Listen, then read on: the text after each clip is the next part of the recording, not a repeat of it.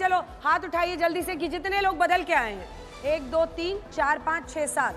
तो अभी मामला बराबर बराबर का है पहले दो वक्ताओं में। तो पहले राउंड में तालियों के साथ आप सभी का बहुत बहुत अभिनंदन। और अब अगले दो स्पीकर्स जो हैं उनको हम बुलाना चाहेंगे। आइए आप इधर आ जाइए, वारिस पठान साहब और सत्य प्रकाश मिश्रा जी।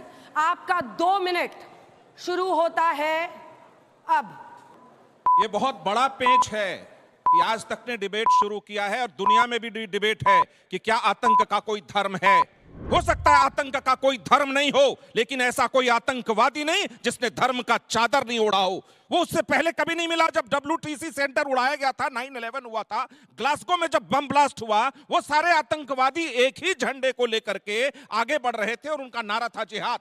मुझे नहीं मालूम ये किस धर्म से निकलता है, क्योंकि मेरे धर्म की तो परिभाषा है यतो धर्मस् ततो जया। महाभारत में 13 बार इसका विवरण है। भगवान कृष्ण ने इसका संदेश दिया कि धर्म तो रक्षा करता है, धर्म कभी किसी को मारता नहीं। लेकिन ये कौन से लोग हैं जो किसी धर्म की चादर ओढ़ करके उन लोगों को मारा जो पहलगाम में थे।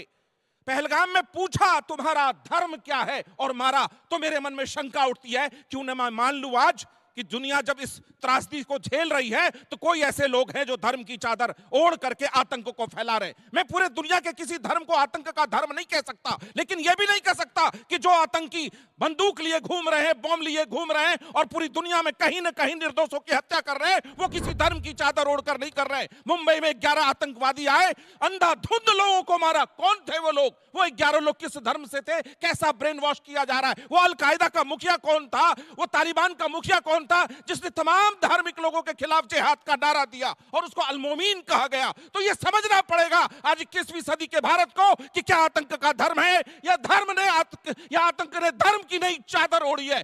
मैं कोल्ड वॉर के बाद एक पॉइंट आया था क्लैश ऑफ सिविलाइजेशन, आप लोग पढ़िएगा। एक हटिंगटन बहुत बड़े थ्योरिस्ट थे सोशल साइंस के, उन्होंने कहा कि आने वाला विश्व आपस में संस्कृति, धर्म और जाति और तरह तरह की मान्यताओं के नाम पे टकराएगा। भारत को उससे विमुख रखना है। मैं धन्यवाद देता हूं भारत के उन तमाम लोगों का जिसने पहलगाम के बाद एक स्वर में कहा मजहब नहीं सिखाता, आपस में बैर रखना। तो भारत इससे अलग है। भारत का कोई परचम लहरा के आतंक नहीं फैला है, ये मैं मानता हूं। समय समाप्त हुआ। बहुत अच्छा। और अब आपकी बारी है वारिस पठान साहब। वारिस पठान जी, AIMIM के प्रवक्ता, आपका 2 मिनट का समय शुरू होता है अब।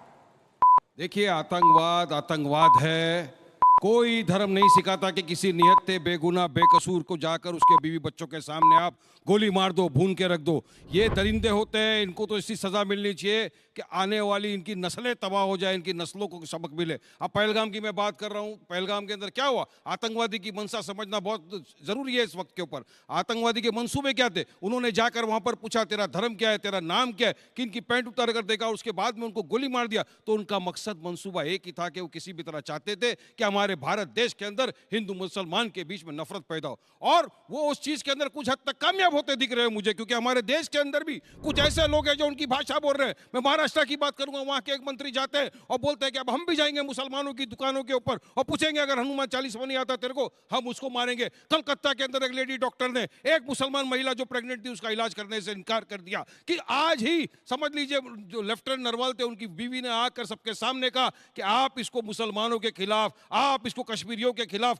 मुद्दा मत बनाइए, हमको जो आतंकवादी थे उनका खात्मा करना है। हम तो चाहते हैं कि आतंकवाद, उनके आका, उनके सरगना जहां कहीं भी छुपे हो, पाकिस्तान में हो, चलिए जाकर हम उनका खात्मा करते हैं। और याद रखिए, हम तो एक वो इंसान लोग हैं जिन्होंने आजादी की जंग आजादी से लेकर अब तक शहीद हुए, अपनी जाने गंवाई। आज मैं आपके माध्यम से लोगों को कहता हूं, अगर सरहद के ऊपर जरूरत पड़ गई, अगर इन नस्तनाबूद करना है आतंकवादियों को, तो ये वारिस पठान हमारी सेनाओं के साथ खड़ा हुआ मिलेगा, आपको कांधे से कांधा मिलाएगा। और आतंकवाद के सरगना को, पाकिस्तान को खत्म करने के लिए पहली पहल हम करेंगे, क्योंकि सरफरोशी की तमन्ना अब हमारे दिल में, देखना है जोर कितना बाजू है कातिल में, हम बोल रहे। लेकिन हम चाहते हैं कि हमारे देश के अंदर भी अमन शांति बनी रहे। हम नहीं चाहते कि इस तरह का माहौल क्रिएट हो जाए यहाँ पर भी हमारे देश के अंदर। देखिए, जब मीटिंग हुई थी वहां पर, ऑल पार्टी मीटिंग, वहां भी कहा गया था कि यहाँ पर कुछ मिस्टेक हुई है। अगर मिस्टेक हुई है, अगर लोग डेमोक्रेसी के अंदर सरकार को घेरते हैं तो क्यों उनके ऊपर FIR होता है? 3 महिलाओं के ऊपर अपने FIR कर दिए। बताइए क्या डेमोक्रेसी की हत्या नहीं है? हम चाहते हैं कि सबको समय समाप्त हुआ। जजेस की तरफ से कोई भी सवाल हो, आप तीनों में से इनसे पूछ सकते हैं, किसी भी वक्त। मुबारक हो, आपने बहुत उम्दा बात फरमाई। मैं एक वाक्य कह रहा हूं, आप इससे कितने % सहमत हूं? जय हिंद दोस्तों, अभिषेक ऑफिशियल टीम में आपका स्वागत है। आपने इस डिबेट के वीडियो में देखा और सुना कि वारिस पठान साहब हैं और ये जेडीयू के प्रवक्ता, इन दोनों से सवाल किया जा रहा है जो पहलगाम में हुआ उसका आतंकी का महजब होता है या नहीं होता है। चलो मान लिया 1 मिनट के लिए नहीं होता है, लेकिन वहाँ पे जब उन्होंने मारा तो धर्म क्यों पूछा, पैंट खोल के क्यों देखा, ऐसा क्यों किया उन्होंने। फिर ये जो सब देखने के बाद क्यों नहीं माना जाए कि उनका मजहब और धर्म दोनों होता है। और कुछ लोग बोल रहे हैं कि सिर्फ यहाँ पर शांति फैलाने के लिए ऐसा किया गया। तो आप क्या समझते हैं, कमेंट कीजिएगा, पूरा वीडियो को लास्ट तक वॉच कीजिएगा, तब आपको पता चलेगा कि वारिस पठान साहब क्या कहना चाहते थे। तो बने रहिए ऐसे ही हमारे साथ और पूरा वीडियो देखिएगा। वीडियो देखने से पहले आपसे रिक्वेस्ट है, हमारे चैनल को ये सब्सक्राइब तो चरमपंथी रहेगा या मैं रहूंगा, अब दोनों नहीं रहेंगे। आप इससे सहमत हैं या असहमत हैं? मैं चाहता हूं कि मेरा देश का संविधान रहे, देश में सुकून, शांति, पीस बनी रहे और मेरे देश में मोहब्बत का वातावरण बना रहे। हमको नफरत के बाजार में मोहब्बत की दुकान खोलना है साहब। विक्रम साहब, मैं आपकी हमेशा इज्जत करता हूं, लेकिन ये मौका वो नहीं है एक दूसरे के ऊपर आरोप प्रत्यारोप लगाए। ये मौका है कि 140 जनता जब एक साथ आके खड़ी हो चुकी है आतंकवाद का सफाया करने के लिए, तो हमको सरकार का साथ देना चाहिए। हमारे पार्टी सदस्य ने भी कहा कि हम तो खड़े सरकार के साथ कंधे से कंधा मिलाकर। यही सवाल मैं आपसे करता हूं सत्य प्रकाश जी।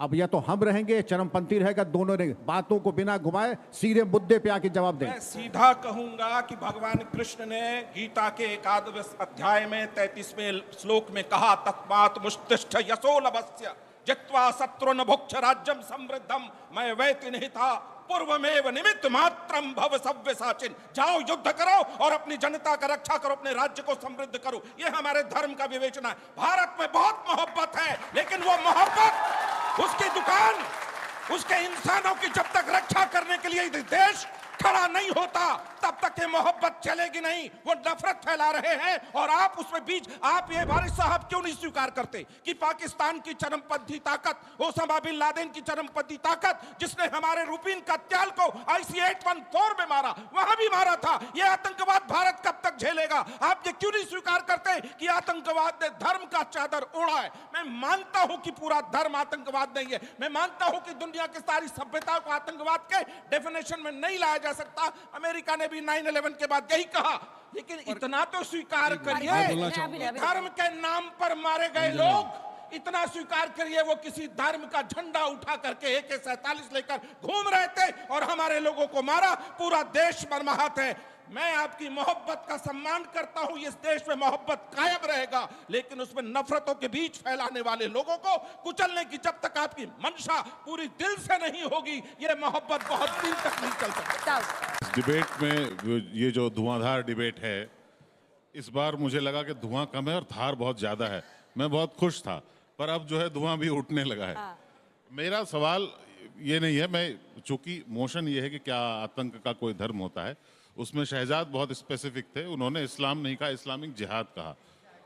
और मिश्रा जी ने भी धर्म की चादर ओढ़कर जो आतंकी थे, वो उन्होंने ये नहीं कहा कि वो धर्म, ऑब्वियसली धर्म के नाम का दुरुपयोग कर रहे हैं लोग। तो जब आप लोग डिफेंड करें तो फिर आप इस्लाम को क्यों डिफेंड कर रहे हैं? मैं ये समझता हूं कि दुनिया को सबसे बड़ा खतरा किसी एक मजहब से नहीं है, बल्कि जो एक्सट्रीमिज्म है उससे खतरा है। एक्सट्रीमिस्ट चाहे हिंदू हो चाहे मुसलमान हो, किसी भी धर्म का हो, वो खतरा है। और ये जो एक्सट्रीमिस्ट मुसलमान हैं, ये दूसरों से ज्यादा खुद मुसलमानों के लिए खतरा है। अलकायदा ने मुसलमान ज्यादा मारे हैं। जो ये ISS थी, इसने मुसलमानों को मारा, मुसलमानों ने इनसे लड़ा है, मुसलमानों ने इन्हें शिकस्त दी है, इन्हें हराया है।